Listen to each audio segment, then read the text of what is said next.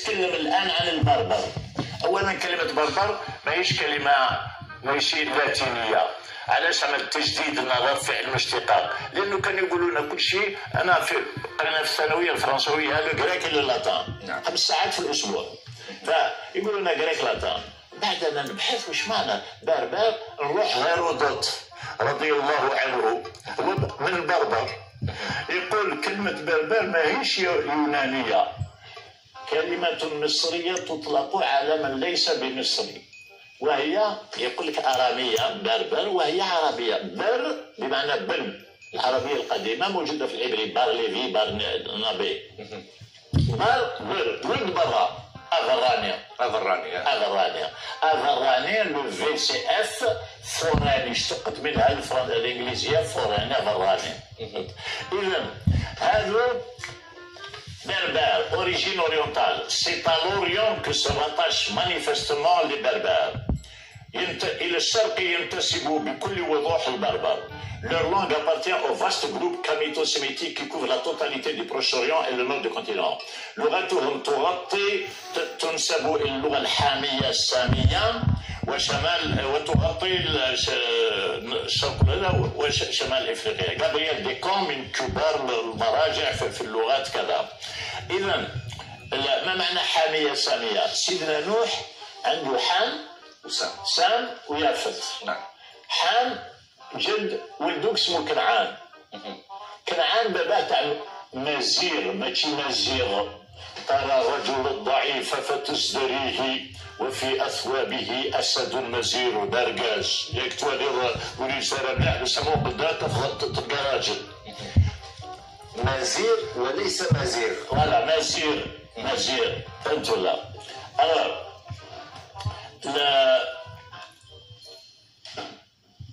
قلت بانه كل اللغات. اسمح لي. اذا السام جد العرب. نوح علمهم لغه واحده. نعم. القبائل البربر وكل هذو حام ذريه حام. انت حنا خاوه تعلمنا لغه واحده من نوح. نعم. انت ولدك تعلم اللغه اللي تعلمتها. نعلم نفس اللغه، ولدك وولادي كنعان راهو تعلموا اللغه. لما نقولوا الان كلمات بربريه مشتركه بالعربيه ما خذوش من العربيه. الارث المشترك نوح هو علمه لغه واحده. نعم. فلهذا هذا الذي يفسر وجود مئات الكلمات العربية المهملة عند العرب والمستعملة عندنا، لأنك لا تقتبس كلمات مهملة. على سبيل المثال الحيف مثلا. الحيف لا في زمان فرنسا اللي يسموه لي زونتران. واش تعلمنا فرنسا؟ جندرمية لاميري. 50 60 كلمة. ما روحناش ما تعلمناش كلمة من القاموس الفرنساوي ناخذها. انت ما تروحش القاموس العربي صاب يصوب انصب يا انصب.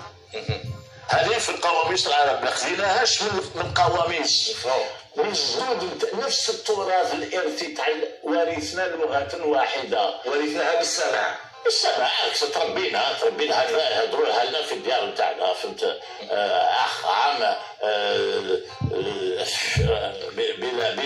بلا حساب. فهمت؟ فاذا واش معنى نحن هذا ليدونتيتي والهويه ولا الهويه؟ فهمت؟ هيرودوت سانت اوغسطين. نعم. من الجزائر. الجزائر ماشي الجزائر مبروك حاجه، الجزائر فرنسا اللي عملت لها الحدود. نعم. احنا في ذاك الوقت البلاد هذه كان اسمها المغرب الاوسط. نعم. كما بعد تروح الشرق الادنى، الشرق الاوسط، الشرق الاقصى، المغرب الاوسط. سانت اوغسطين في القرن الرابع من الجزائر، في بلاد الجزائر، يقول انتروغاتي روسيكي نوستري كيسوات. سالت اهل الريف، اهل الارياف ماشي تاع الندى، يعني ماهوش المدينه. ماهوش المدينه. روستيك كلمه فارسيه روستائي. من انتم كيسوات؟ من انتم؟ اجاب الفينيقيون نحن كنعانيون. هذا اكبر شاهد، اكبر تعريف ذاتي للهويه تاعنا. القرن الرابع ما كان لا اسلام لا العرب ولا شيء. ها واش راه يقول لك بونيسي. الوغ الي بون فرنسويه تاع ايبون لاتينيه تاع فينيقي. نعم. ما هي الفينيقيه؟ هي الابجد سماها اليونانيون الفينيقيه الفينيسيان. من بعد اصبحت بونيك هكذا. ايبون منه بون. نعم. وعندك البقري تاع العرب يقول لك البوني الفينيقي ثقشيش تاقي تحذقت تفنقت هركولة فنوق. كلمة عربية فينيقية سمي بربرية كما يقولوا فينيقية. نحن فينيقيون. هؤلاء في القديم كاين كتب على المصريين الفينيقيين. طيب اسمح لي. اذا هذا الذي الاسماء تاعهم لي ساراسان لي سارازان كان كثير اسماء يقول كان دخولنا عند الزوالي القسطنطينية العظمى وقد ضربت نواقيسهم حتى ارتجت الآفاق لاختلاط أصواتها. ولما وصلنا الباب الأول من أبواب قصر الملك وجدنا بها 100 رجل معهم قائد لهم فوق دكانتهم. سمعتهم يقولون سراكنو لسارازان. سارازان كانوا يقولوا ساراسان سراكنو ومعناه المسلمون. ومنعونا من الدخول فقال لهم أصحاب الخاتون هؤلاء من جهتنا فقالوا لا يدخلون إلا بإذن. رحلة ابن بطوطة. نعم. استاذ بن عيسى انا ما بقاليش كثير من الوقت. انا ماذا بيا نطرح لك اسئله هكذا صغيره وجاوبني عليها مباشره. نعم. بدايه رايك في الوجود العثماني في الجزائر. هناك من يقول بان الوجود العثماني في الجزائر كان بمثابه استعمار يعني. ارسلنا حسب المؤرخ التركي ارسلنا سيدي بالعباس الى السلطان العثماني تعالى أعدنا ضد الكفار. العثمانيون احتلوا العالم العربي في أقل من 50 سنة لأن العالم العربي كان بلسان بن نبيب كولونيزابل. نعم. متهيئا لأن يستعمر. وهل احتل الجزائر؟ بطلب من لو جاء العثمانيون 20 سنة قبل الأندلس ما كانش تروح. أن تأخروا 20 سنة. نعم. هذا ما كان. العثمانيون حكموا البلاد العربية اليوم مالاد. البلدان كلها كانت مستعدة لأن تحتلها. مصر كانت محتلة من البرتغاليين في القرن الخامس عشر. كي جاونا كان اسبانيول هنا. لا كيف يقول المكتبة كيف يقول لها المكتبة الوطنية في ذاك الوقت كانوا يقولوا له الإسباني الملك الإسباني. تقصد المكتبة الوطنية في ذاك الوقت كان يقول له الاسم تاعو الإسباني اللي جاء في القرن الخامس عشر. فهم احتلوا الجزائر احتلوا الأسبان احتلوا جاء الأتراك طردوهم. نعم. نزيد لك سؤال أستاذ اسمح لي. وعندما أخرجنا الأتراك اللي يسموه الثورة العربية تاع الخنازير تاع أخرجنا ذبح الأتراك في دمشق. أتاتورك كان يدافع عن ليبيا في ليبيا ضد الطليان. ذبحوا. الجزائريون اللي داتهم فرنسا باش يحاربوا العثمانيين انشقوا وذهبوا دافعوا عن العثمانيين. نعم. نزيد نسقسيك برك اذا كانت اسمح لي. اخر العثمانيون اخروا استعمار البلاد الاسلاميه وعندما اخرجناهم فرنسا دخلت في العراق وكلها احتلوا الكل. طيب الان استاذ بن عيسى واش يفكرك ملتقى الفكر الاسلامي وهل تتمنى انه يعود؟ لك تكلم في ملتقى الفكر الاسلامي انا الذي انشاته ولكن فيه وحده وزاره شؤون دينيه وحده عملت اطروحه على الملتقى الفكر الاسلامي لا ذكر لي. مع انه مسجلات كلها ما فيش محاضره انا اللي نتكلم فيها، هو انا انشاته ماشي بالنبي. اول عدد للملتقى، اول الاخر والثاني جبت قارودي، جبت واش من السنه هذه 68 69 بلا 69 اول 69 او 68. طيب هل اليوم تلاميذ فيه تلاميذ وفيه زناديق كذابين هذا ماهوش تلاميذ بالنبي، كانوا في الثانويه، كانوا في هذا. انا اللي كنت نشرح لهم بالنبي. ما تعرفش الفرنسويه العاليه، ما قريتش ليسانس في العلوم الانسانيه كذا، ما تفهم المصطلحات نتاعو ما تفهمهاش. ولكن انا ممنوع من دخول البلاد. المخابرات تاع فرنسا تمنع يتكلموا عليا. هذا هو. طيب الان خليني نزيد نسقسيك سؤال اخر استاذ. تقول بانه يعني احنا تكلمنا الان على الامازيغيه وتكلمنا على البربريه وتكلمنا على اخر كلمه. القانون يديروا واش يحبوا. انا كاخصائي في اللغات كمراقب، اكبر تهديد للقبيلية والشوية هو هذا اللسان الجديد البدعة الذي لا يفهمه أحد. يعني تكتب الحرف اللاتيني 20 سنة ستموت القبيلية. ولكن لو كان نكتبوها بالحرف العربي، نكتبوا بالعربي ولا بالهواء والرياح، لا دخل القضية. أنت أول كتب قلت كل اللغات نكتب بالعربية. هذا إذا هذا الشبهة خاطر ضد الإسلام، هذو الناس ضد الإسلام. باش تجي تبدل السلام عليكم، هذا يسمى تعدي على عنوان الملة. هو السلام بالعبري السلام، بالارامي السلام، موسى سيدنا موسى سيدنا عيسى السلام. وانت السلام ما تحبش، لا السلام نون. هذا اللي لقيت تبدل لي. وهم يحرفون الاخرين ما يقولوش ازول، يقولوا اهول توارق.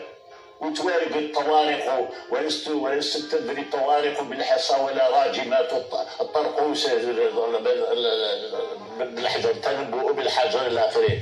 ما معنى لا حاجة إلى المغامرة بلغة ما. لماذا تحب تبدل القبيلية؟ فهمني.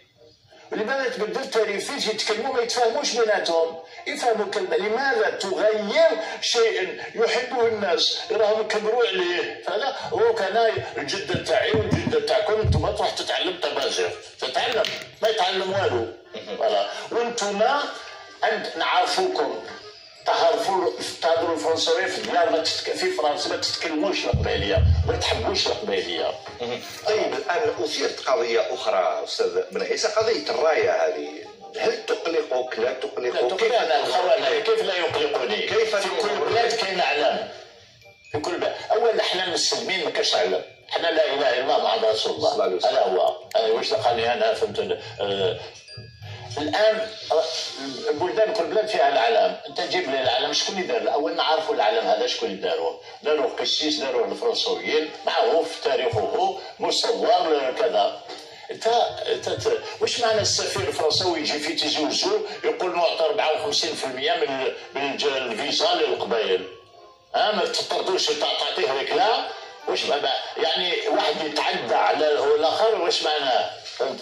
علاش فرنسا ما تحبش ما تسمحش راح ماكرو راح عند لي كورس قالوا له نحب نتكلم لغه، ما قالهمش ايه، قال لهم لا بريطانيا هذه 20 سنه هكذا. قال لك بريطان عامين واحد عمل في الباك عمل بريطان من ثم خلاص. تحب القبيليه في الجزائر بس ما تحبش اللغات في فرنسا. طيب الان استاذ بن عيسى، لا اسمح لي الان على الفرنساويه والعربيه. تفضل. باش تتعلم النحو الفرنساوي الفيرب اتر، فعل الفيرب اتر الفرنساوي يكفيك لتعلم النحو العربي كله. نعم. فوالا. شحال كاين من الحروف بالابجد الفرنساويه 28، بصح الحروف شحال؟ كاين لي ماجيسكول. نعم. تطلع لك ب 70 75. واش جاب كيو ماجيسكول، لو كيو تاع امبريمي ولا لا، لو جي ماجيسكول الى اخره، كل راهي تطلع لك 70. ومن بعد ا بي سي هذا ابجد قلنا الف عند الفريقيه الالف زادوا لها الفا، ب بيتا، ج جاما، دال دلتا، كاف كابا، لام لامدا، ابجد هوس كلام كال ام ان كيو ار اس تي قراشتا. او كل الابجد هكذا فريقيه عربيه. وحنا كي نقولوا الف عندها معنى. المؤمن أليف مألوف. نعم. أنت باللغات الأخرى لا قال لك إلف بمعنى إلف، عملوها على إلف معنى. دونك إذا كنت في اليابان، قلت واحد ياباني أنا نعلمك الأبجد العربية في 2 دقائق. كتب له الألف قلت له أ أو إي أ أو إي، بعد كتبت له الباء 5 مرات بدون نقطة، عملت له النقطة راهي باء، نقطتين يا، نون تا ثا، قلت له تعرف الخمس تاع العربية. بعد زدت له جيم حا خا بلا نقطة 3، جيم ولا تعرف الربع تاع العربية، دال ذل را زي حرف حرف 16 حرف. لا توجد لغة في العالم اسهل ابجديتها اسهل.